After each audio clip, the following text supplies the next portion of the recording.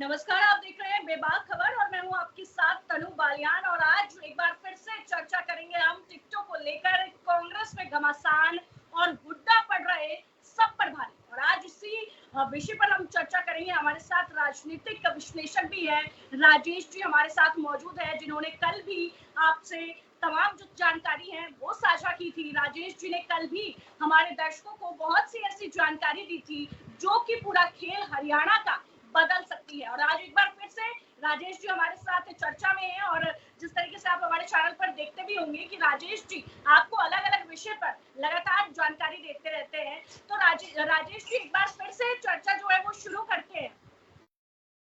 नमस्कार तनु जी, आपका बहुत बहुत धन्यवाद आज की चर्चा में शामिल करने के लिए। आज हम, जैसे आपने बोला कि हुड्डा जी सब पर भारी पड़ रहे हैं और आत्ममंथन चल रहा है, वहां पर महामंथन चल रहा है टिकटों को लेकर के। रोज नए नए घटनाक्रम निकल करके आ रहे हैं। कल तक जहां पर कांग्रेस अकेले लड़ने की बात कर रही थी, तो आज की यदि मैं बात करता हूं तो आज कांग्रेस आम आदमी पार्टी के साथ गठबंधन में जाती हुई दिखाई दे रही है। साथ में ही समाजवादी पार्टी और सीपीआई के साथ भी, यानी आप ये कहें कि जितने भी इंडिया गठबंधन में दल थे, छोटे बड़े, उन सब का गठबंधन होता दिखाई दे रहा है। आपको आने वाले 1 या 2 दिन में और स्थिति तस्वीर जो है वो साफ हो जाएगी कि आने वाले दिनों में ये गठबंधन किस तरफ रुख मोड़ लेगा और किस कदर हरियाणा की राजनीति में दशा और दिशाएं बदल जाएंगी। बिल्कुल राजेश जी, देखिए 90 विधानसभा सीटें हैं और 66 जो टिकट है उस पर फाइनल हो चुकी है। और हुड्डा जो है इस बार बहुत, हर बार की तरह इस बार बहुत जो अहम भूमिका है वो निभा रहे हैं और सब पर भारी पड़ते हुए भी नजर आ रहे हैं। जिस तरीके से देखिए आज हमारी टैगलाइन ही है कि हुड्डा जो है वो इस बार फिर से एक बहुत इंपॉर्टेंट रोल प्ले कर रहे हैं। और मुझे ऐसा लगता है, और हमारे दर्शकों भी लगातार हुड्डा को देखते होंगे, अपने आप में एक बहुत बड़ा नाम है और एक मुखर होकर वो अपनी बात रखते हैं। देखिए सबसे पहले उन्होंने ही बोला था कि हम गठबंधन के लिए तैयार नहीं है भाई, हम तो अकेले लड़ेंगे। लेकिन वो कहते हैं ना कि कांग्रेस की जो रणनीति होती है वो बिल्कुल अलग होती है। और देखिए एंड टाइम पर अब कांग्रेस की जो रणनीति है वो सबके सामने आ गई है। आज देखिए किस तरीके से विनेश फोगाट, बजरंग पुनिया दिल्ली पहुंचते हैं, अखबारों में, टेलीविजन में हलचल मच जाती है। राजेश जी, एक गाड़ी होती है जो काले शीशे की होती है और करीब आधे घंटे तक वो राहुल गांधी से मिलते हैं, क्योंकि राहुल गांधी को आज जम्मू कश्मीर जाना था। और बड़ी हलचल उस दौरान दिखाई देती है और उसके बाद राहुल गांधी का ट्वीट सामने आ जाता है जिसमें विनेश फोगाट और बजरंग पुनिया दिखाई देते हैं। हालांकि अभी तक औपचारिक ऐलान नहीं हुआ है, लेकिन अब आप देख लीजिए, चाहे किसान आंदोलन हो, चाहे जाट समुदाय हो, सबको एक साथ लेकर इस बार देखिए जिस तरीके से सबका साथ विकास मोदी जी कहते आए हैं, लेकिन अब राहुल गांधी इस काम पर लग गए हैं कि वो सबका साथ और सबका विकास कर रहे हैं। और अपने आप में बहुत बड़े चेहरे हैं विनेश फोगाट और बजरंग पुनिया। तो आपसे हम समझना चाहेंगे राजेश जी कि ये दोनों कितना इंपॉर्टेंट रोल प्ले कर सकते हैं आने वाले चुनाव में। चलो जी, मैं आपको विस्तार से बताता हूँ। सबसे पहले जो आपने कहा कि हुड्डा सब पर भारी पड़ते दिखाई दे रहे हैं, इसकी एक मुख्य वजह भी है कि जितनी भी स्क्रीनिंग कमेटी की मीटिंगें हुई हैं उनमें हुड्डा जी का ही दबदबा रहा है। और जब हुड्डा जी के अलावा जो स्क्रीनिंग कमेटी के जो अध्यक्ष हैं, उन्होंने जब दूसरे नेताओं को, मैं नाम यदि यहाँ पर लूं तो रणदीप सुरजेवाला और कुमारी शैलजा को उस मीटिंग में आमंत्रित किया, तो वो बार बार बुलाने के बाद भी नहीं पहुंचे। ये बात कांग्रेस के आलाकमान तक भी गई तो राहुल गांधी ने 2 टूक स्पष्ट शब्दों में ये बोल दिया कि वहां पर बार बार किसी को निमंत्रण देने की जरूरत नहीं है, आपने अपना फर्ज निभाया है। यदि सामने से नेता नहीं आपको रिस्पॉन्स दे रहे तो उनके लिए आपको इंतजार करने की जरूरत नहीं है, आप अपना काम जारी रखिए और टिकटों को आगे बढ़ाइए। इस हिसाब से यदि मैं बात करता हूं तो 90 में से 78 सीटों पर हुड्डा साहब की सहमति से जो जिताऊ उम्मीदवार हैं उनके नामों पर सहमति बनती दिखाई दे रही है। अब मैं बात करता हूं विनेश फोगाट और बजरंग पुनिया की, जो आज सुर्खियों में बना रहा उनसे राहुल गांधी का मिलना। तो ये भी मैं बता दूं कि जो कल मीटिंग हुई थी सीईसी की, उसमें हुड्डा जी ने ही खिलाड़ियों का प्रस्ताव दिया था, जिसे केंद्रीय चुनाव समिति की बैठक में एकदम प्रभाव से ही मान लिया गया। हुड्डा जी का इसमें कहना था कि यदि खिलाड़ियों को हम आगे लेकर के आते हैं तो एक मैसेज ये जो हम पहले से देना चाह रहे हैं कि कांग्रेस पार्टी जो है वो यहाँ पर खिलाड़ियों के साथ है, हर वर्ग के साथ है। तो ये एक मैसेज पूरे हरियाणा में जा रहा है कि बीजेपी जहां एक तरफ दमन कर रही थी खिलाड़ियों का, वहीं दूसरी तरफ में खिलाड़ियों के लिए हरियाणा में कांग्रेस पार्टी सबसे अच्छी पार्टी है, सबसे बड़ी पार्टी है, जो उनके साथ हर सुख और दुख में खड़ी है और उनके जो हित हैं उनको साधने के लिए वो तत्पर है। ये एक मैसेज वो देना चाहते हैं। इसी नीति के अनुसार आज सुबह जब 20 मिनट से ज्यादा उनकी राहुल गांधी जी से जो चर्चा हुई है, मैं आपको बता दूं कि सूत्रों के अनुसार विनेश फोगाट को 3 सीटों से लड़ने का ऑफर दिया जा रहा है और 2 सीटों पर बजरंग पुनिया को भी ऑफर दिया जा रहा है कि आप अपनी मर्जी से सीट दे लीजिए और आप जहां से चुनाव लड़ना चाहते हैं कांग्रेस पार्टी आपसे सहमत है। तीसरा जो मेन मुद्दा मैं आपको बता दूं कि जो गठबंधन पे है, गठबंधन की तरफ जाने का मेन उद्देश्य भी हुड्डा जी की सहमति से लिया गया है, क्योंकि राहुल गांधी ये मैसेज देना चाहते हैं कि हम गठबंधन के साथ हर हालात में खड़े हैं, चाहे हमारी पार्टी उस एरिया में सबसे बड़ी पार्टी क्यों ना हो, हमारी पार्टी सबसे मजबूत पार्टी क्यों ना हो, हम हर तरीके से सभी दलों के साथ में हैं। जी बिल्कुल राजेश जी, देखिए जिस तरीके से अभी आप जिक्र कर रहे थे तमाम बातों का, आपने विनेश फोगाट का भी जिक्र किया, बजरंग पुनिया का भी जिक्र किया, हुड्डा जी की पूरी स्ट्रैटेजी आपने हमारे दर्शकों को बताने की कोशिश की है। तो मैं यहाँ पर ये भी समझना चाहूंगी कि देखिए वो एक खिलाड़ी तो है और पूरे मुझे ऐसा लगता है कि देश ही नहीं बल्कि विदेश में भी विनेश फोगाट का, बजरंग पुनिया का डंका बजता हुआ दिखाई देता है। तो देखिए एक तरफ तो खेल हो गया जिसमें कि देखिए पूरा देश हमारा मायूस हो गया था, नहीं तो पक्का ही था उनका गोल्ड, वो गोल्ड लेकर आती। और यहाँ पर देखिए हुड्डा ने, भूपेंद्र सिंह हुड्डा ने सबसे पहले विनेश फोगाट के लिए स्टैंड भी लिया था राजेश जी, विधानसभा में उनको भेजने की बात हो रही थी, आपको भी याद होगा। तो देखिए जिस मैं तरीके तो आपको 1 मिनट के लिए रुकना चाहूंगा। ब्रेकिंग न्यूज में आपको बता दूं कि ब्रेकिंग न्यूज में बीजेपी की तरफ से 67 उम्मीदवारों की लिस्ट जारी कर दी गई है। अभी अभी ताजा खबर मैं आपको बता दूं कि 67 उम्मीदवारों की लिस्ट बीजेपी ने जारी कर दी है। और सबसे बड़ी सनसनीखेज खबर जो हम आप उम्मीद कर रहे थे कि मुख्यमंत्री नायब सिंह सैनी अपनी सेफ सीट ढूंढ रहे हैं और मौजूदा करनाल सीट को उन्होंने त्याग दिया है, वहां से वो किनारा करके निकल चुके हैं और उन्होंने वहां पर लाडवा सीट को चुना है। 67 सीटें अभी अभी बीजेपी ने सूची जारी करी है, जिसमें मैं आपको बता दूं आपको ब्रेकिंग न्यूज के साथ मैं आपको बताना चाहूंगा कि लाडवा से नायब सिंह सैनी, कालका से श्रीमती शक्ति रानी शर्मा, पंचकूला से ज्ञानचंद गुप्ता, अंबाला कैंट से अनिल विज, जो अभी बता रहे थे अनिल विज थोड़ी देर पहले ही उन्होंने अपने स्टेटमेंट में कहा था कि मेरा नाम सबसे पहले होगा, हालांकि उनका नाम चौथे नंबर पर आया है। अंबाला कैंट से अनिल विज, अंबाला शहर से असीम गोयल, मुलाना से संतोष सरवन, सरडोरा से श्री बलवंत सिंह, जगाधरी से कंवरपाल गुज्जर की बात कर रहे हैं, यमुनानगर से घनश्याम दास अरोड़ा को टिकट दिया जा चुका है, रादौर से श्याम सिंह राणा को टिकट दिया जा चुका है, शाहाबाद से सुभाष कलसाना, थानेसर से सुभाष सुधा को टिकट दिया गया है। और मैं पेवा से बात करूं तो सरदार कमलजीत सिंह अजराना को दिया गया है, गोला से कुलवंत बाजीगर को दिया गया है, कलायत से कमलेश डांडा जो मौजूदा विधायक भी हैं और सरकार में मंत्री भी रही हैं, उनकी टिकट भी कायम रखी गई है। एक और बता दूं मैं आपको, कैथल से लीलाराम गुज्जर जो मौजूदा विधायक हैं, जिनकी हमने अपने पहले चर्चा में भी आपको बताया था अपने दर्शकों को कि लीलाराम गुज्जर, कमलेश डांडा, ये वही टिकटें हैं जो हमने अपने पहले सर्वे में अपनी हरियाणा की जनता को बताया था कि सभी इन्हीं प्रत्याशियों को टिकट मिलने की संभावना है और उन्हीं को मिली है टिकटें। करनाल से जो नायब सिंह सैनी की जगह जो टिकट दिया गया है, सबसे बड़ी सुर्खियों में है, जगमोहन आनंद जी को टिकट दिया है। रोंडा से हरविंदर कल्याण को टिकट दिया गया है। मैं हिसार की बात करता हूं, जहां जिंदल परिवार के लड़ने की खबरें आ रही थी, वहां पर जिंदल परिवार को मायूसी हाथ लगी है और कमल गुप्ता जो स्वास्थ्य मंत्री हैं, उनकी टिकट को बरकरार रखा गया है। बिल्कुल बिल्कुल राजेश जी, एक बहुत बड़ी जानकारी आपने हमारे दर्शकों को दी है, और जिस तरीके से आपने ताजा अपडेट दिया कि लिस्ट जारी हो गई है और जो तमाम तरह के जो कयास लगाए जा रहे थे वो भी, आप देखिए जिस तरीके से आपने सैनी का जिक्र किया, नायाब सिंह सैनी का, तो आपको क्या लग रहा है इस सीट का समीकरण आपके हिसाब से क्या है? क्योंकि देखिए एकदम सीएम का फेस तो चेंज हो गया हरियाणा में, अब इनके लिए भी चैलेंज ही है, नायाब सिंह सैनी के लिए एक बहुत बड़ा चैलेंज ये हो गया कि भाई अपने आप को प्रूव करना पड़ेगा।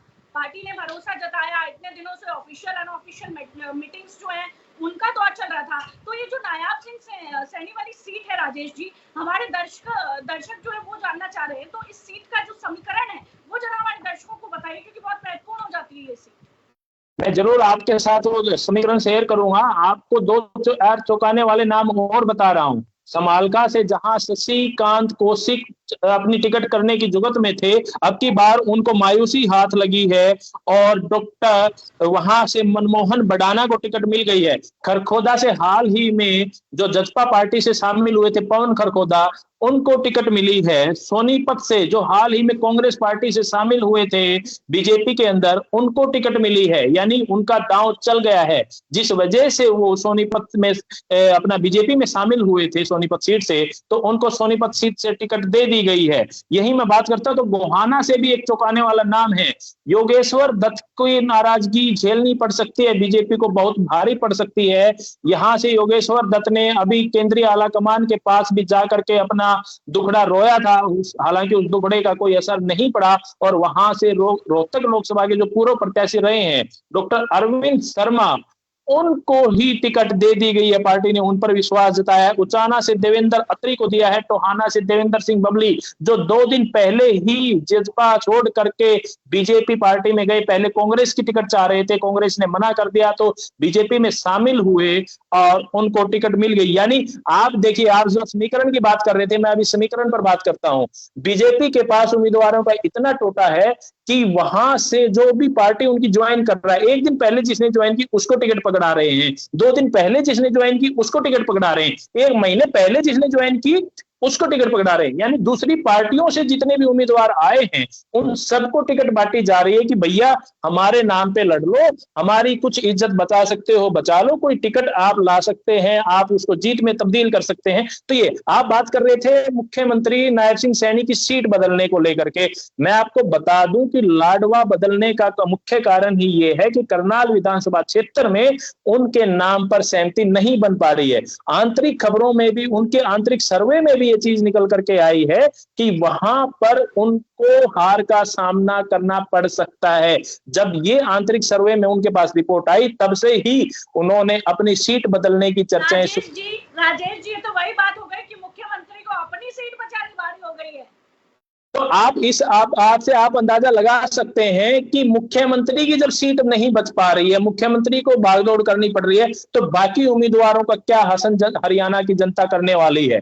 आप इस चीज का अंदाजा इसी चीज से लगा सकते हैं कि उनको उम्मीदवार अपने नहीं मिल रहे हैं, कोई जजपा से ले रहे हैं, कोई इनेलो से ले रहे हैं, कोई कांग्रेस से ले रही हैं, और उसके बाद भी अब एक मुख्यमंत्री जो 2 दिन पहले उन्होंने बयान दिया कि मैं तो करनाल से ही लड़ूंगा। यानी आप क्या संदेश देना चाहते हैं हरियाणा की जनता को या करनाल की जनता को, कि आप बेवकूफ समझ रहे हैं, करनाल की जनता को पागल बना रहे हैं। 2 दिन पहले रोड शो कर रहे हैं आप, उसमें आप कह रहे हैं कि मैं करनाल से लड़ूंगा, आपके प्रदेशाध्यक्ष बोल रहे हैं कि मैं ये नायब सिंह सैनी जी जो है वो लाडवा से लड़ेंगे, तो आपके विरोधाभास वहां पर भी सामने निकल करके आ रहे हैं। और आपका जब अब सूची जारी हुई है तो आपकी वो सीट बदल दी गई है। यानी आप खुद चाहते थे, आप खुद चाह रहे थे बदलना, लेकिन करनाल की जनता को बेवकूफ बना रहे थे कि नहीं मैं। जिस तरीके से देखिए कहा जा रहा था कि जो बाहरी लोग आए हुए हैं पार्टी में, उनको भी भाई इनकी मजबूरी है कि इनको भी कुछ ना कुछ तो देना पड़ेगा, क्योंकि देखिए बाहर से आए हुए हैं, दूसरी पार्टी से आए हुए हैं। अब आपने भी कहा कि भाई हमारी इज्जत बचा लो, तो जिस तरीके से देखिए सीटों का बंटवारा हुआ है, इससे तो साफ यही दिख रहा है कि बड़ी जोर जबरदस्ती से हो रही है पार्टी में, कुछ समझ ही नहीं आ रहा है। इज्जत भी बचानी है, चुनाव भी जीतना है, सारी चीजें यहाँ पर दिखाई दे रही है।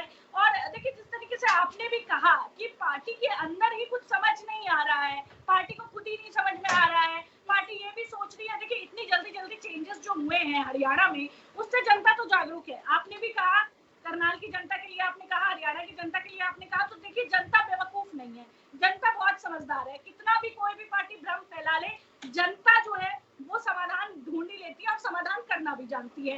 आपने जिस तरीके से अभी हमारे दर्शकों को समझाया, बहुत अच्छे से, मुझे ऐसा लगता है आप समझा रहे हैं, हमारे दर्शक भी समझ रहे हैं। तो आप ना इस बार मैं चाहती हूँ राजेश जी कि थोड़ा महिलाओं के बारे में जिक्र कीजिए, क्योंकि आज का जो दिन था वो महिलाओं को ही डेडिकेटेड इसलिए हो जाता है क्योंकि विनेश फोगाट से रिलेटेड आज खबरें सामने आई। तो देखिए विनेश फोगाट का जिस तरीके से जिक्र हो रहा है कि जहां उनका जन्म हुआ वो वहां से लड़ेंगी चरखी दादरी या अपने ससुराल से लड़ेंगी, और एक ये भी हो जाता है जिस तरीके से ब्रजभूषण शरण सिंह के बेटे को टिकट दिया गया है। बड़ा पॉइंट ये भी है कि जो महिला घसीटी जा रही थी, इतना सब कुछ दिल्ली में ड्रामा हो गया, लेकिन बीजेपी फिर भी अपनी हरकतों से यहाँ पर बाज आती हुई तो नहीं दिखाई दे रही है। तो आज आप थोड़ा महिलाओं पे भी फोकस करिए, क्योंकि जो हमारी दर्शक है महिलाएं, वो ये समझ सके कि आखिर हरियाणा में जो चल रहा है वो क्या अंदर की जो चीजें हैं वो थोड़ा सा समझाइए। मैं आपको बता दूं, इसमें आप महिलाओं के बारे में भी हम जरूर चर्चा करेंगे, लेकिन मैं आपको बता दूं कि अभी चार चौंकाने वाले नाम और भी हैं। सफीदों से जैसा कि कयास लगाया जा रहा था 3 दिन पहले, जजपा से ही राम कुमार गौतम, दादा गौतम जी ने बोला जाता है, जो पिछली बार नारनौल से लड़े थे, उनको सफीदों से टिकट दे दी गई, जहां सफीदों में कोई जनाधार नहीं है, लेकिन प्रत्याशी वहां से खड़ा कर दिया गया। रतिया से सुनीता दुग्गल को टिकट दे दी गई, बादली से संजय कबलाना को टिकट दे दी गई। यानी कोई भी आ जाओ भैया, थोड़ा सा भी जनाधार हो, 5,000 2,000 4,000 वोटों का है, आप आकर के हमारी टिकट ले लो। यानी इसका संदेश साफ है कि इस सूची से जो दिख रहा है वो ये है कि वहां पर उनके पास उम्मीदवारों का टोटा है। और मैं आपको बता दूं कि यहां पर मैं एक चीज और बता दूं आपको कि महिलाओं के बारे में यदि मैं बात करता हूं, तो जो ये 67 उम्मीदवारों की सूची जारी हुई है वो दहाई का आंकड़ा भी नहीं छू पाई है। केवल 5 महिला उम्मीदवारों का नाम उसमें आया है। उन 6 महिला उम्मीदवारों की बात मैं करता हूं तो केवल 6 महिला उम्मीदवारों को ही टिकट दी गई है, 67 में से 6। यानी जहां आप 33% आरक्षण की बात करते हैं कि हम महिला वर्ग का ध्यान रख रहे हैं, हम हर वर्ग के साथ में खिलाड़ियों की बात करते हैं, किसी खिलाड़ी को टिकट नहीं दी गई है। महिलाओं की बात करें तो केवल 6 महिलाओं को टिकट दी गई है। मैं आपको बात करूं, किसान कमेरा वर्ग से किसी को टिकट नहीं दी गई है। एजुकेशन की मैं बात करता हूं तो एजुकेशन शिक्षा वर्ग जो सबसे जरूरी है उनका भी ध्यान नहीं रखा गया। केवल अपने चहेतों को, या आप ये समझ लीजिए कि समीकरण में उनके पास कहीं से कोई उम्मीदवार नहीं मिल रहा था तो दूसरी पार्टी से आए। हाँ, एक चीज में जरूर बीजेपी ने आगे बढ़ लिए हैं कि 67 सीटों में से 20 सीटें ऐसी हैं जिसमें उन्होंने बाहरी उम्मीदवारों को टिकट दिया है, लोकल उम्मीदवार है ही नहीं उनके पास। यानी जिस तो मजबूरी हो जाती है ना, मजबूरी हो जाती है, शरण लेने आए हैं, आप शरण नहीं देंगे तो कैसे काम चलेगा, ये तो मजबूरी हो गई। लेकिन आप ये देखिए ना कि अभी हम कांग्रेस पार्टी की बात करते हैं तो कांग्रेस से ये टिकट मांग रहे थे, जहां कांग्रेस में दाल गलती नहीं दिखाई दी इन लोगों ने, तो तब जाकर के ये अपनी दूसरी पार्टी में बीजेपी में शामिल हुए कि सरकार में रहे ना रहे, कम से कम टिकट तो मिल जाएगी। ये तो नाम आएगा कि हमने चुनावी रण में हिस्सा लिया था, हम चुनावी मैदान में कूदे थे। और ये तो देखने वाली बात होगी, 8 अक्टूबर को पता चलेगा कि किसकी जमानत बच पाती है या कौन जमानत नहीं बचा पाता है, ये तो आने वाला वक्त बताएगा। लेकिन अभी जो जारी हुई है सूची, उससे तो यही लग रहा है। अब हम महिलाओं की बात करते हैं। महिलाओं के सम्मान की जो बातें हो रही हैं, बीजेपी की 9.5 साल में कोई भी ऐसी योजना नहीं आई जो नई योजना हो कि जिसपे महिलाओं के उत्थान के लिए कुछ काम किया जा सके, महिलाओं के हितों का ध्यान रखा जा सके। हाँ, इन 4 महीनों में, जबकि लोकसभा इलेक्शन भी उसमें आ गए, यानी मैं बात करूं नायब सिंह सैनी को जो 1.5-2 महीने का कार्यकाल मिला अपना कुछ प्रदर्शन करने का, तो उन्होंने क्या काम किया कि कांग्रेस की जो पॉलिसीज थी, उनकी जो मांग पत्र थे, उसी में से अपने पॉलिसीज को कॉपी पेस्ट करके उन्होंने जनता को बेवकूफ बनाने का काम तो जरूर किया है, ये मेरा मानना है। यहाँ पर महिलाओं के सम्मान की कोई बात नहीं हुई, महिलाओं के उत्थान की कोई बात नहीं हुई।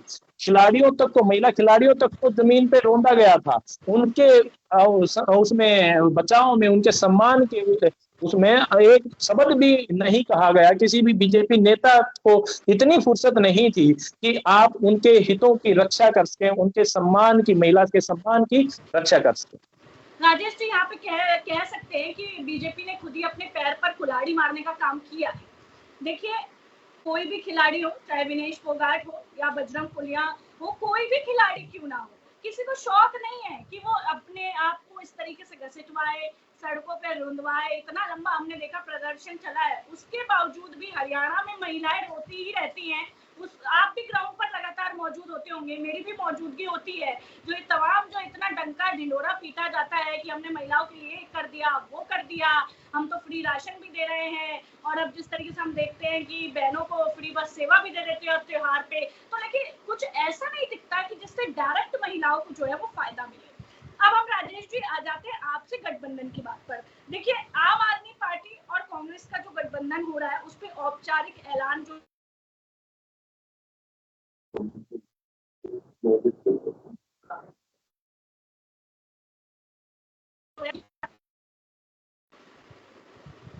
मैं आपको एक चीज बता दूं तनु जी, हाँ तनु जी, मैं आपको बता दूं कि एक और ब्रेकिंग न्यूज, आज ब्रेकिंग न्यूज का सिलसिला शुरू हो गया है। आपको बता दूं कि महम से कबड्डी प्लेयर, जो भारत की कबड्डी के कप्तान थे, दीपक हुड्डा को जैसे ही टिकट अनाउंस हुई तो शमशेर खरकड़ा का सबसे पहले इस्तीफा आ गया है। शमशेर खरकड़ा जो महम से टिकट मांग रहे थे, उनको बीजेपी को उन्होंने अलविदा बोल दिया है और उनका त्याग पत्र, इस्तीफा अभी अभी 1 मिनट पहले ही सामने आ गया है। आप ये देखिए कि आज रात में कितनी ब्रेकिंग न्यूज आपको मिलने वाली है। जनता को उनका स्पष्ट आईना आपको मिलने वाला है, जनता के सामने ही वो तस्वीर आईने में बिल्कुल साफ हो जाएगी। मुझे तो ऐसा लग रहा है कि अभी कुछ मिनट भी नहीं हुई है और नजारा अभी से क्लियर है। पूरी जो दर्शक हमारे देख रहे हैं नजारा किस तरीके से, देखिए इस्तीफा का जिक्र आपने कर दिया, थोड़ी और जानकारी इसकी दर्शकों को दीजिए ताकि अच्छे से वो समझ सके कि क्या चल रहा है पूरी राजनीति हलचल। शमशेर खरकड़ा मैडम जो है तनुजी, वो वहां पर जो महम से थे, वो प्रत्याशी पहले भी रहे हैं, काफी वर्चस्व रखते हैं, कंस्ट्रक्शन के कारोबार से जुड़े हैं, काफी दबंग माने जाते हैं और टिकट के लिए पूरा जोर लगाया हुआ था उन्होंने।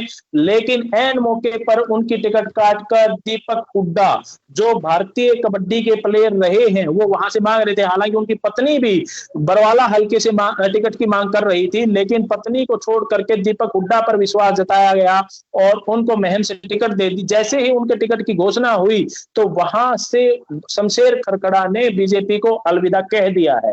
ऐसे ही बहुत से चौंकाने वाले नाम आएंगे, मैं आपको नाम अभी बता दे रहा हूं, आप लिख लीजिए, आपको सुबह तक उनकी हकीकत सत्यता आपको सामने आ जाएगी। सफेदों से बच्चन सिंह आर्य बीजेपी को अलविदा बोलने वाले हैं। आप मेरे से ये लिख करके ले लीजिए कि मैं आपको बता दूं, बच्चन सिंह आर्य सफेदों से छोड़ने वाले हैं। रतिया से जो वहां के लोकल जो नेता थे, विधायक थे, लक्ष्मण सिंह नापा की मैं बात कर रहा हूं, जो जिला अध्यक्ष बनाए गए, वो भी आज बीजेपी को अलविदा बोल चुके होंगे। राजेश जी, अगर ऐसा हो जाता है तो हमारे चैनल पर बिल्कुल देखिए विश्वास हो जाएगा जनता को, और खबर पर जो हम अभी जो देखिए तमाम जो जिक्र कर रहे हैं, हमारी खबर पर पक्की मोहर लग जाएगी, क्योंकि मुझे ऐसा लगता है कि सबसे पहले आपने ही जिक्र कर दिया। आने वाले समय में क्या हो सकता है आपने अभी से ही जिक्र कर दिया है, तो मुझे तो ऐसा लगता है कि फिर चैनल पर जो हमारे जो सब्सक्राइबर्स है, जो व्यूअर्स है, जो तमाम दर्शक हमें देख रहे हैं, वो ये बात हमारे चैनल पर कहेगी भी, कमेंट सेक्शन में हमें देखने को जरूर मिलेंगे कि जैसा राजेश जी ने कहा था वैसा हो गया।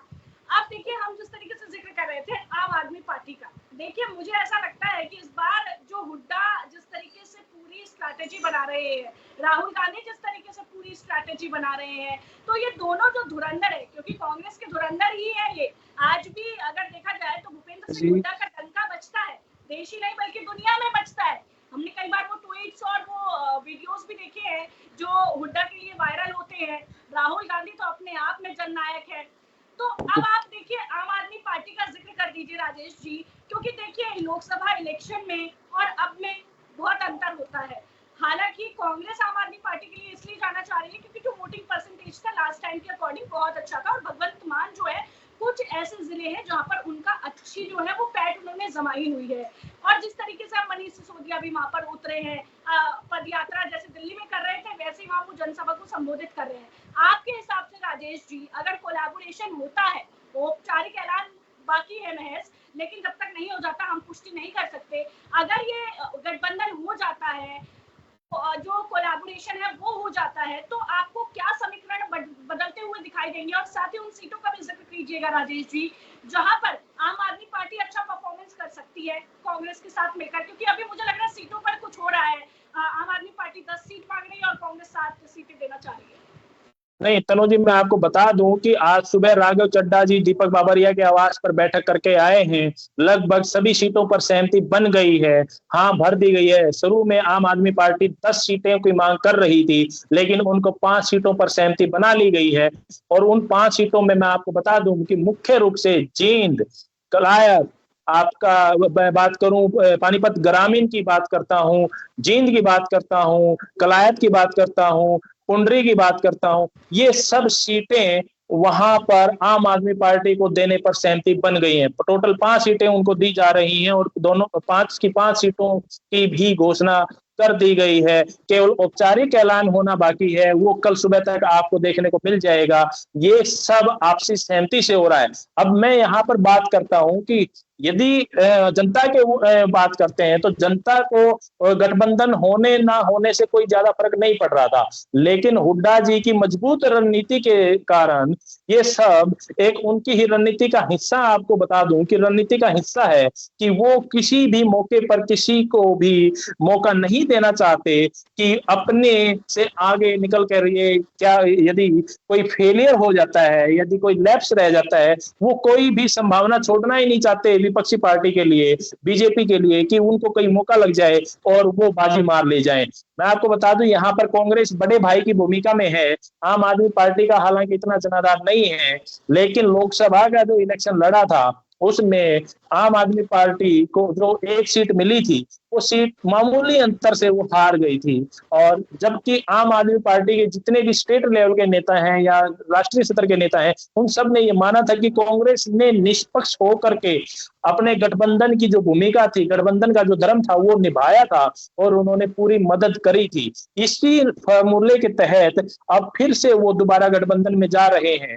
और आम आदमी पार्टी ही नहीं, मैं समाजवादी पार्टी की बात करूं, सीपीआई की भी बात करूं, तो इन सब के साथ भी गठबंधन पर विचार चल रहा है और कल तक उन सब को फाइनल रूप दे दिया जाएगा। यूपी में हमने देखा था 2 लड़कों की जोड़ी ने कमाल कर दिया था, बीजेपी का सुपड़ा साफ ही कर दिया था। वो तस्वीरें पूरे देश ने देखी थी और वो किसी से छिपी नहीं है। चाहे कोई भी एक्शन हो, योगी जी के कुछ भी कहते हो, अभी देखिए सुप्रीम कोर्ट ने तो फटकार तक लगा दी थी, जो बुलडोजर एक्शन होते हैं जो कि योगी बाबा ने ही शुरू की थी। तो यूपी वाला जो हाल था वो अब हरियाणा में ना हो जाए। जिस तरीके से देखिए लिस्ट जारी हो रही है, बैठकों का दौर है, ऑफिशियल अनऑफिशियल मीटिंग हो रही है। राजेश जी, एक बात ये भी देखिए, गठबंधन तो हो रहा है, औपचारिक ऐलान भी हो जाएगा, लेकिन देखिए हुड्डा जब भी किसी मंच से हुंकार भरते थे तो ऐसे सुर हमने जरूर सुने जब वो कहते थे भाई हम गठबंधन नहीं करेंगे, हमें जरूरत ही नहीं है गठबंधन की। वो इसलिए कहते थे, वो ये कहते थे कि हम अकेले ही लड़ेंगे। तो उनका ऐसा कॉन्फिडेंस क्यों था राजेश जी? हालांकि देखिए बहुत धुरंधर नेता है, अपने समीकरण उनके हो सकते हैं, लेकिन थोड़ा सा आप भी दर्शकों को बताइए। मैं आपको बता दूं तनु जी इसमें कि पहले जो आपने मोदी मैजिक की बात की कि यूपी में मोदी मैजिक नहीं चला, ये बिल्कुल सही बात है। और हरियाणा तो इससे बड़ा अपवाद है, इससे बड़ा उदाहरण है कि हरियाणा के अंदर मोदी मैजिक कभी चला ही नहीं, ना लोकसभा में चलता है ना विधानसभा में चलता है। ये 2014 में जरूर मोदी मैजिक चला था, तब लोग बदलाव चाहते थे, लोगों ने बदलाव करके देखा कि किस तरीके से यात्राएं उनको सहनी पड़ी, कैसे कैसे उनको जुल्म सहने पड़े। कोई भी उनके ना 3 काले कानून लेकर आए गए, तो वहां पर अग्निवीर योजना जैसी लेकर के आए, जबकि हरियाणा से सबसे ज्यादा युवा फौज में भर्ती होते हैं। तो हरियाणा को तो उनके दंश झेलने पड़ रहे हैं।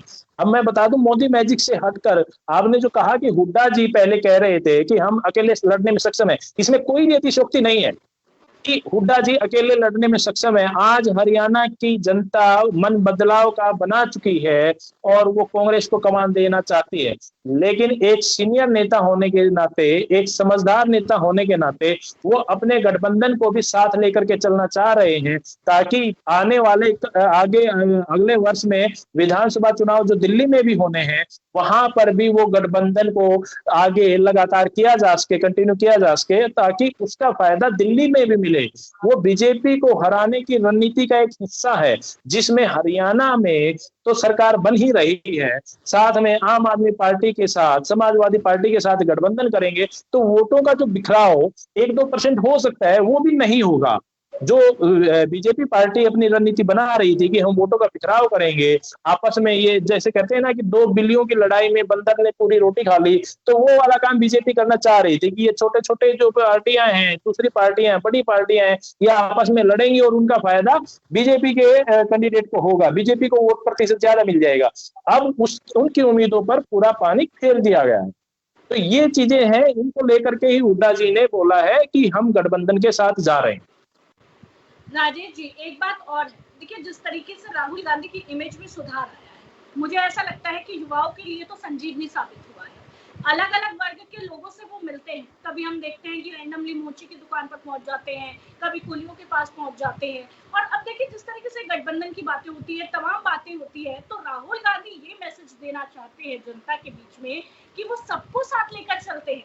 इंडिया गठबंधन का वो हर जगह जिक्र करते हैं कि हम सब एक है। राहुल गांधी की अगर मैं इमेज की बात करूं तो देखिए दिल्ली में जब महागठबंधन की रैली होती है, जंतर मंतर पर इकट्ठा होते हैं, तो राहुल गांधी के जो नेता हैं वो वहां पर पहुंचते हैं, जो अंदर मंत्री भी हैं वो भी पहुंचते हैं और एक मैसेज देने की कोशिश की जाती है कि हम तानाशाही के खिलाफ लड़ रहे हैं, हम भ्रष्टाचार के खिलाफ लड़ रहे हैं, हम ईडी सीबीआई एजेंसियां जो है उनका जो दुरुपयोग हो रहा है हम उनके खिलाफ लड़ रहे हैं, हम महिलाओं के लिए लड़ रहे हैं, जिन महिलाओं की आवाज कोई नहीं सुनता। और अभी हाल फिलहाल में अगर देखिए यूपी में जिस तरीके से, ठीक है, कितना भी देखिए बीजेपी ये कर ले राम मंदिर, और राम मंदिर से फिर हमारे प्रधानमंत्री आ जाते हैं जय जगन्नाथ पर, फिर वो राम मंदिर तो भूल ही जाते हैं। लेकिन राहुल गांधी की ऐसी इमेज नहीं है राजेश जी।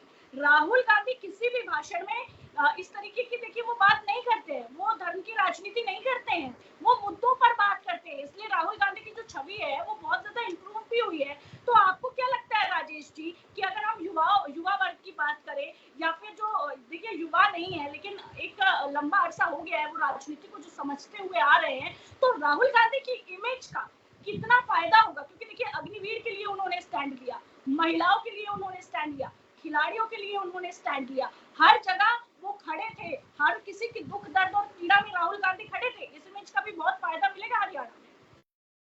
आप बिल्कुल सही कह रही हैं तनु जी कि राहुल गांधी की इसमें कोई अतिशयोक्ति ही नहीं है कि राहुल गांधी एक बहुत अच्छे इंसान है, लेकिन उनकी जो छवि धूमिल करने का प्रयास किया था वो बीजेपी की तरफ से किया गया था, और बीजेपी की तरफ से जब किया गया था तो उन्होंने अपनी छवि को काफी मेहनत से सुधारा है, भारत जोड़ो यात्रा की, न्याय यात्रा की, तो इन सब से उनकी छवि लोगों के बीच में जो एक्चुअल थी वो गई है, तो उसका फायदा तो मिलेगा ही मिलेगा। अब आपको आज रात ये फायदा जरूर देखने को मिलेगा कि बीजेपी ने जो जारी की है उम्मीदवारों की पहली सूची 67 सीटों पर, उसका क्या क्या फायदा हरियाणा की जनता को मिलने वाला है, कितने नेता उनके छोड़ने वाले हैं, कितने नेता वहां पर बगावती सुर अपनाएंगे, कितने नेता कांग्रेस को ज्वाइन करेंगे। आज मैं आपको बिल्कुल दावे से ये कह सकता हूं कि कल दोपहर 12 बजे तक आपको 10 से ज्यादा उनके सीनियर नेताओं के इस्तीफे देखने को मिलेंगे, 10 से ज्यादा नेताओं के। राजेश जी, 10 नेताओं के आप इस्तीफे की जिस तरीके से बात कर रहे हैं, जरा वो 10 जो नेता हैं उनके नाम भी बता दीजिए, और अगर हो सके तो कुछ नेताओं की वजह भी बता दीजिए, क्योंकि अंदर बहुत खलबली मची हुई है इस वक्त। मैंने आपको बताया जैसे कि पहले सफेदों से जो टिकट मांगना चाह रहे थे, सफेदों से उनको टिकट नहीं मिली है, पंचकूला से टिकट काट दी गई है, अंबाला से चीजें हो रही हैं, तो ये हर जगह की मैं बात कर रहा हूं। आप देख लीजिएगा कि अब जो सफेदों से तैयारी कर रहे थे वहां से 2 दिन पहले जसपा से आए आदमी को टिकट दे दी, टोहाना से देवेंद्र बबली को टिकट दे दी, जो टोहाना से उनके स्थानीय नेता थे वो कहां जाएंगे? वो पिछले 5 साल से मेहनत कर रहे थे, अपनी उम्मीदवारिता की बात। आप ये देखिए ना कि जो 2 दिन पहले जिन्होंने ज्वाइन की, संजय कपलाना बादली से की, जो प्रदेशाध्यक्ष वहां पे ओपी धनखड़ जो टिकट के सबसे बड़े दावेदार थे, उनके प्रदेशाध्यक्ष रहे हैं बीजेपी के, उनको टिकट नहीं मिली। आप सोच के देखिए कि जो आदमी संगठन में काम कर रहा है, जिसने आपके पूरे हरियाणा का संगठन चलाया, आप उसको टिकट नहीं दे पा रहे हैं तो कैसे होगा? गुड़गांव की बात कर लेते हैं। गुड़गांव से आपको मैं बता दूं कि मुकेश शर्मा को टिकट दे दी गई है, जबकि नवीन गोयल वहां सबसे बड़े दावेदार थे। मैं आपको लिख करके दे रहा हूं कि आज रात में आपको नवीन गोयल का इस्तीफा देखने को मिलेगा, आपको जवाहर यादव का इस्तीफा देखने को मिलेगा। बाछापुर से राव नरवीर सिंह को टिकट दे दी गई है, जबकि वहां बाछापुर से जवाहर यादव वहां पे टिकट के दावेदार थे, जीएल शर्मा गुड़गांव सीट से दावेदार थे। इन सब की टिकट काट दी गई है। राव इंद्रजीत के चहेतों को टिकट मिली है, तो जो राव इंद्रजीत के चहेते नहीं थे उनका इस्तीफा आपको देखने को मिलेगा। सबको पता है, अंदर खाते तो उन सबको पता है कि सरकार अब की बार बीजेपी की नहीं बनने जा रही है, अब की बार सरकार कांग्रेस के पक्ष में। बड़ी मुश्किल होने वाली है बीजेपी को। राजेश जी, आप ये कहना चाह रहे हैं इस बार जनता बिल्कुल यही नहीं रहेगी। मैं बिल्कुल यही कहना चाह रहा हूं कि हरियाणा की जनता ने 10 साल उनको देख लिया है और अभी बदलाव के मूड में। ये जब हम जमीनी स्तर पर जाकर के लोगों से बात करते हैं, जनता से बात करते हैं, तो जनता पूरे मुखर रूप से उनका विरोध करती है और अब की बार उम्मीद लगा रही है। जो युवा थे वो सीनियर उसमें आ गए हैं, बुढ़ापे में आ गए हैं, वो उनकी ओवर एज हो चुकी है। जो जब बीजेपी से उन्होंने जो उम्मीदें लगाई थी कि हमें नौकरी मिलेगी, हमें रोजगार मिलेगा, वो सारी चीजें उम्मीदें उनकी धूमिल हो गई है। तो क्यों वो उनके पक्ष में फिर से वोट करेंगे, क्यों उनसे वो उम्मीद लगाएंगे?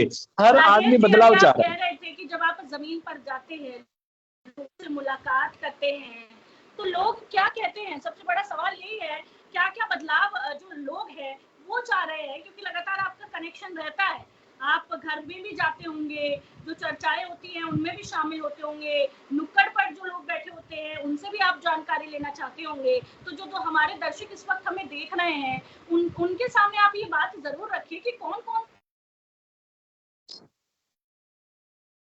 महसूस कर रहे हैं, जिन परेशानियों से जूझ रहे हैं। जिस तरीके से कल हमने पानी के मुद्दे पर चर्चा की थी राजेश जी, मैं आपको 2 मुद्दे मेन बताता हूँ इसमें। जो हरियाणा की जनता जहां पर भी हम जाते हैं, चाहे वो ग्रामीण इलाका है चाहे वो शहरी इलाका है, कि एक तो 9.5 साल मुख्यमंत्री मनोहर लाल खट्टर जो रहे हैं, उनसे सारी जनता त्रस्त थी। उन्होंने कोई भी कल्याणकारी योजनाओं पर काम ही नहीं किया। जिस भी एरिया में आप जाओगे वहां पर उनके विरोधी स्वर देखने को मिलते हैं। दूसरा, हरियाणा की जनता भी ये कह रही है कि 9.5 साल एक मुख्यमंत्री को झेलने के बाद आप 6 महीने के लिए मुख्यमंत्री का चेहरा बदल देते हैं, तो चेहरा बदलने से आपकी कार्यनीति नहीं बदलेगी, आपकी कार्यकारिणी जो है वो नहीं बदलेगी, आपका पैटर्न नहीं बदलने वाला है। ये अब हरियाणा की जनता जागरूक है। वो जमाना गया जब जा करके बहला लेते थे। मैं बात करता हूँ बीजेपी के अलावा यदि जजपा की भी, तो दुष्यंत चौटाला लगातार ये बयान दे रहे हैं कि अब मेरे से धोखा हो गया, मेरे साथ धोखा हो गया था, अब मुझे जनता ने माफ कर दिया है, अब दोबारा से मौका देगी, हम सरकार में भागीदार होंगे। अब भी वो ये उम्मीद लगा करके बैठे हैं कि त्रिशंकु सरकार बनेगी और सत्ता की चाबी उनके पास होगी। ये ताजा बयान बता रहा हूँ, आज सुबह का बयान उनका था कि चाबी हमारे पास ही रहेगी। अरे भैया, अब तो चाबी और ताला सब कुछ गुम हो गया है आपका, आपके पास विधायक ही नहीं बचे हैं। 10 विधायक आपके होते थे। बहुत समझदार हो गई है इस बार। देखिए, अच्छे से लोकसभा चुनाव में ही जनता ने पूरे देश को ये संदेश दिया है, बीजेपी को संदेश दिया है कि आप हमें गुमराह नहीं कर सकते हैं। इस बार जनता ने मुद्दों पर वोट किया है, जमीनी हकीकत पर राजेश जी वोट किया है। वो जमाने गए जब बहला फुसला के जो है वो वोट डलवा लिए जाते थे। इस बार चाहे यूपी की जनता हो, चाहे हम हरियाणा की बात कर ले या फिर हम कहीं की भी बात कर ले, देखिए बैसाखी पर सरकार है, पूरा देश जानता है, सबको मनाने में लगे हुए हैं, एन फैक्टर संभालने में लगे हुए हैं नरेंद्र मोदी, नीतीश और नायडू को संभालने में लगे हुए हैं। बजट आया, हमने तो उसमें ही देख लिया, बजट से जनता इतनी आक्रोश में दिखाई दे रही थी। तो जनता बड़ी समझदार है, इस बार जनता को बहलाया फुसलाया नहीं जा सकता, चाहे पार्टी कोई भी हो। इस बार डिसीजन लेने पड़ेंगे जनता को।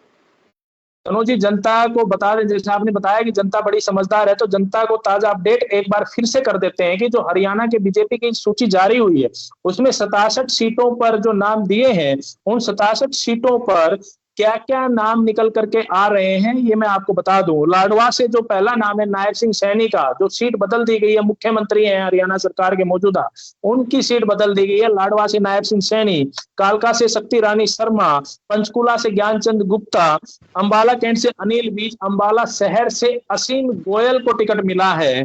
मुलाना से यदि बात करें जो रिजर्व सीट थी, तो संतोष सरवन को टिकट मिला है। सडोरा से बलवंत सिंह को टिकट मिला है। जगाधरी से कंवरपाल गुज्जर जो शिक्षा मंत्री भी रहे, जिनको ये नहीं पता था कि 1 लाख क्या होता है और 1 करोड़ क्या होता है, कितने जीरो होते हैं, ऐसे हमारे शिक्षा मंत्री थे, उनको भी टिकट दोबारा बीजेपी ने दे दिया है। यमुनानगर से घनश्याम दास अरोड़ा को टिकट मिला है। राठौर से श्याम सिंह राणा को टिकट मिला है। शाहबाद से सुभाष कलसाना को टिकट मिला है। मैं थानेसर की बात करता हूं तो सुभाष सुधा को टिकट मिला है। पेवा से बात करूं तो कमलजीत सिंह अजराना को टिकट मिला है। गोला से बात करता हूं तो कुलवंत बाजीगर को टिकट मिला है, जिसकी उम्मीद लगाई जा रही थी कि हाँ कुलवंत बाजीगर को ही टिकट मिलेगा। कलायत से कमलेश डांडा को टिकट मिला है। कैथल से लीलाराम गुज्जर को टिकट मिला है। नीलोखेड़ी से भगवान दास कबीर पंथी, इनका भी नाम चर्चा में चल रहा था, और हमने अपनी पहली चर्चा में भी ये बताए थे। ये जो नाम हमने बताए हैं सारे के सारे वही नाम हैं जिनका जिक्र हमने अपने दर्शकों के सामने किया था। करनाल से जगमोहन आनंद ने एक नया नाम, गोरौंदा से हरविंदर कल्याण, पानीपत ग्रामीण से महिपाल डांडा, पानीपत शहर से प्रमोद विज पर ही दोबारा विश्वास जताया है। इसराना से कृष्णलाल पवार जो राज्यसभा सांसद हैं, उनको टिकट मिल गई है और दोबारा से वो मैदान में है। समालका से बात करता हूं तो मनमोहन सिंह बडाना, खरखोदा से पवन खरखोदा, सोनीपत से निखिल मदान, गोहाना से अरविंद शर्मा, सफेदों से राम कुमार गौतम को टिकट मिला है। चीन से कृष्णलाल मिड्डा को ही दोबारा से बीजेपी ने टिकट दिया है। राजू मोर का भी इस्तीफा आपको सुबह तक देखने को मिल जाएगा। यहाँ पर मैं बात करूं उचाना से, तो उचाना से देवेंद्र अत्री एक नया नाम है, क्योंकि पिछली बार बीजेपी से प्रेमलता वहां से विधायक थी जो वीरेंद्र सिंह की पत्नी है। अब की बार देवेंद्र अत्री को मौका मिला है। टोहाना से देवेंद्र बबली, फतेहाबाद से बूढ़ाराम बिश्नोई, रतिया से सुनीता राम दुग्गल जो पीछे लोकसभा सांसद थी सिरसा से, अब की बार उनको रतिया से विधानसभा की टिकट मिली है। कालांवाली से राजेंद्र देशुजोधा, रानिया से शीशपाल कंभोज, आदमपुर से भव्य बिश्नोई जो कुलदीप बिश्नोई के लड़के हैं, उन पर ही दोबारा टिकट मिली है। उकलाना से अनूप धानक, नारनौल से कैप्टन अभिमन्यु पर ही बीजेपी ने विश्वास जताया है। हांसी से विनोद बयाना, बरवाला से रणबीर गंगवा, ये जो पहले नलवा से लड़ रहे थे, अब की बार इन्होंने अपनी सीट बदल ली है और अब की बार ये बरवाला से मैदान में है। हिसार से कमल गुप्ता, नलवा से रणधीर पनिहार। आप ये देखिए कि ये कितना दबाव है। कुलदीप बिश्नोई जो रणधीर पनिहार के लिए टिकट मांग रहे थे, इनके दबाव में रणबीर गंगवा की टिकट बदली गई, उनको बरवाला से उतारा गया और यहाँ से रणधीर पनिहार को टिकट दे दिया गया कुलदीप बिश्नोई के दबाव में। यानी कुलदीप बिश्नोई अपनी टिकट मनवाने में कामयाब रहे।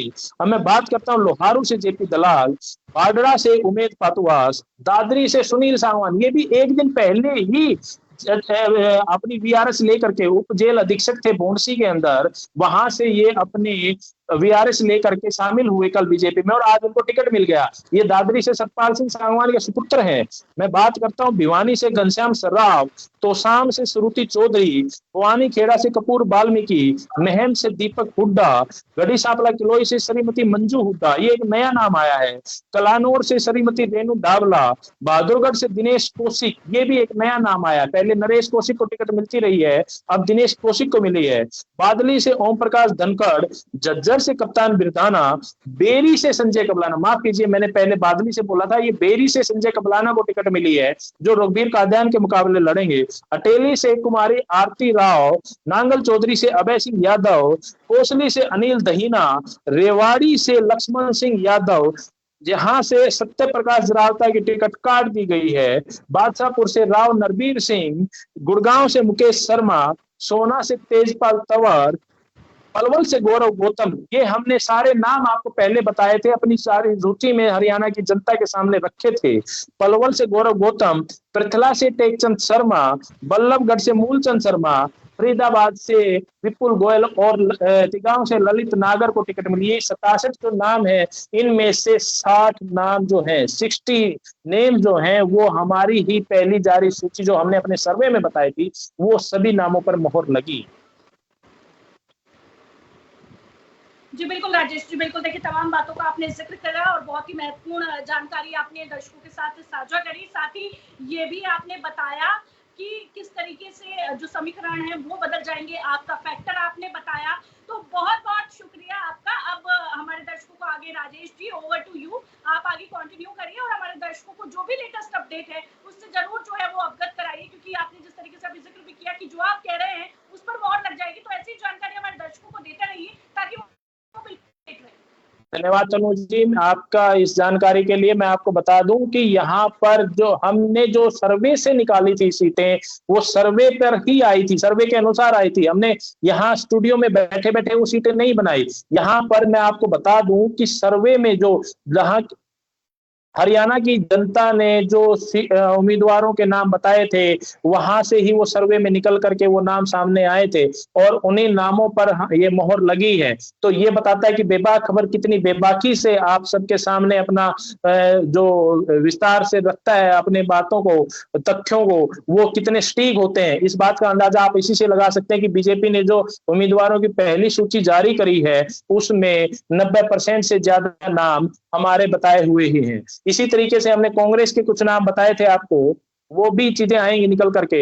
आपको बता दें कि जितनी भी सीटें अभी डिक्लेयर हुई हैं उन सब सीटों पर जिताऊ उम्मीदवार होते हुए भी बीजेपी ने वो सीटें जारी करी हैं जिन पर उनको उम्मीद थी कि बगावत नहीं होगी। लेकिन आने वाला है 24 घंटे बीजेपी के लिए बड़े भारी रहने वाले हैं और बीजेपी के बहुत से सीनियर नेता वहां से अपने बीजेपी का दामन छोड़ने वाले हैं। जी हाँ, ये आपको आने वाले 24 घंटे में पता चल जाएगा कि 24 से ज्यादा सीनियर नेता आने वाले 24 घंटे में बीजेपी छोड़ चुके होंगे। अब इंतजार कांग्रेस की सूची का है, जो कांग्रेस की सूची आपको कल या परसों में मिल जाएगी। उसके बाद से जजपा और इनेलो बगावतियों की तरफ रुख करेंगे और उनको अपनी तरफ रिझाने की कोशिश करेंगे। लेकिन बगावती भी ये जानते हैं कि निर्दलीय भले ही वो चुनाव लड़ लें, लेकिन इन पार्टियों से चुनाव लड़ने का कोई फायदा नहीं होगा। तो हरियाणा की जनता से मैं ये कहना चाहूंगा, हरियाणा की जनता से मैं ये कहना चाहूंगा कि हरियाणा की जनता इन सब बातों को अच्छे से जानती है और इन चीजों पर आपको बता दें कि हरियाणा की जनता का जो आकलन है वो बड़े भली भांति वो परिचित है कि किस कदर ये नेता अपने अपने एरिया में जाएंगे, अपने अपने हलके में जाएंगे और तब जाकर के उनके समक्ष अपनी बयान रखेंगे। चौंकाने वाली बात ये होगी जो कि दो नेता 2 दिन पहले तक उनका विरोध करते थे, अब वो उनका गुणगान करने के लिए जाएंगे। और कुछ नेता ऐसे होंगे कि जो अब तक बीजेपी का गुणगान करते थे वो उनका विरोध करने के लिए जाएंगे। यही राजनीति है दोस्तों, यही आपको देखने को मिलता है हर चुनाव में, हर साल दर चुनाव ये चीजें निकल कर आती रहेंगी। आपको एक ब्रेकिंग न्यूज हमने दी थी कि जैसे ही टिकट डिक्लेयर हुई, शमशेर सिंह खरकड़ा ने अपना इस्तीफा सौंप दिया है बीजेपी को अलविदा कह दिया है। अब वो निर्दलीय चुनाव लड़ेंगे। अब आप ये देखिए कि जो बाहरी उम्मीदवार थे, बाहरी नेता थे, उनका प्रेशर कितना काम आया बीजेपी में कि उन्होंने अपना प्रेशर बनाया, राजनीतिक हालात वहां के समझे और अपने चहेतों को टिकट दिलाने के लिए कामयाब हुए। योगेश्वर दत्त जो इतनी मेहनत कर रहे थे, जाना पहचाना चेहरा है, 2 बार बीजेपी की सीट से चुनाव लड़ चुके हैं, बड़ौदा से दोनों बार चुनाव हारे हैं, अब की बार गोहाना से मांग रहे थे और मुख्य गृह मंत्री अमित शाह की कोठी पर भी जाकर धरना दिया था, लेकिन उनका दबाव काम नहीं आया है। बादशाहपुर से राव नरवीर सिंह का दबाव जरूर काम आया और उन्होंने अपनी टिकट के साथ ही अपने चहेते की टिकट को भी फाइनल कराया। राव नरवीर सिंह एक बहुत बड़ा चेहरा है, हालांकि पिछली बार मनोहर लाल खट्टर से नाराजगी के चलते उनकी टिकट काट दी गई थी और उनकी जगह पर दूसरे उम्मीदवार को टिकट दे दी गई थी। हालांकि वो उम्मीदवार भी हार गए थे और वहां से निर्दलीय उम्मीदवार राकेश दौलताबाद को जीत हासिल हुई थी। अब की बार फिर से बीजेपी ने अपने ही पुराने चेहरे पर राव नरवीर पर दांव लगाया है। हालांकि केंद्रीय चुनाव समिति की सदस्य श्रीमती सुधा चौधरी भी यहां से टिकट की दावेदार थी, लेकिन उनको भी नाराजगी झेलनी पड़ी और मायूसी हाथ लगी। तो आने वाले समीकरण अब बदलते जाएंगे, अब बनते जाएंगे। बीजेपी की इन 67 सीटों पर ये समीकरण फिक्स हो गए हैं कि कौन सा पहलवान वहां पर उतरने वाला है। हम कल की अपनी पेशकश में विस्तार से बताएंगे कि इन 67 सीटों पर जो बीजेपी ने अपने उम्मीदवारों की घोषणा करी है कि कांग्रेस के किस उम्मीदवार से आप मुकाबला होने जा रहा है और जो बगावती होंगे उन बगावती नेताओं का अब भूमिका क्या रहेगी, किसका वो पलड़ा भारी करेंगे और किसकी वो पटकनी देने में मदद करेंगे। ये सब हम आपको कल अपनी खास पेशकश में बताएंगे। आप हमसे यूं ही जुड़े रहिए, आप हमें अपना सपोर्ट यूं ही देते रहिए। तब तक के लिए जय हिंद, जय हरियाणा, जय भारत।